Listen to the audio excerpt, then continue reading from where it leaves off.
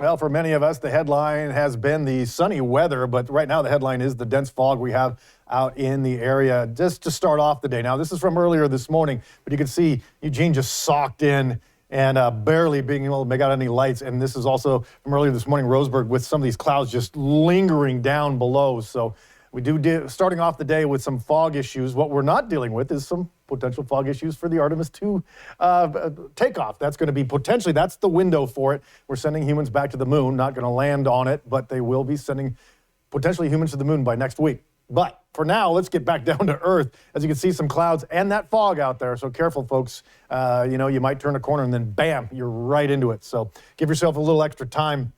Some upper 30s to low 40s to start off the day. So, yeah, that's kind of bringing around some of those chillier temperatures, especially, like I said, in around the valley areas and such. And these winds aren't really helping the situation all that much. So, all right, let's talk about what to expect. It is definitely drier than normal. That's going to change here fairly soon. What I don't like is this.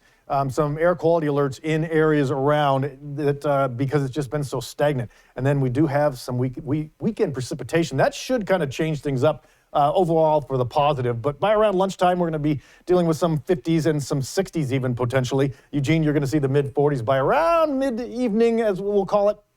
And then into the early morning hours, we are going to bottom things out in sort of the 30s-ish again. So the potential again for some more fog tomorrow. So take note, folks.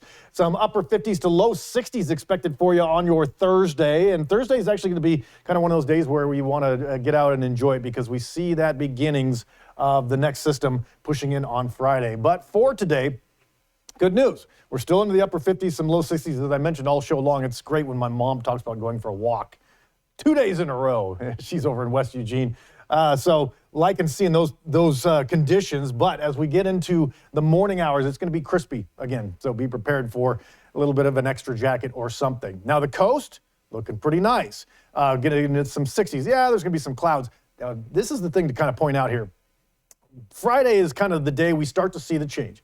But Saturday, we're full blown. In fact, we're at about a 50% chance of rain on Saturday, 90% chance on Sunday, and then that pushes into Monday as well. Now, again, that's for the coast. Not completely unusual. Here's the thing I'm keeping an eye on. I'm a skier. You probably know that by now. But we are looking at some 50s, which isn't great. But when this precipitation falls, it's likely to start as rain and then switch to snow.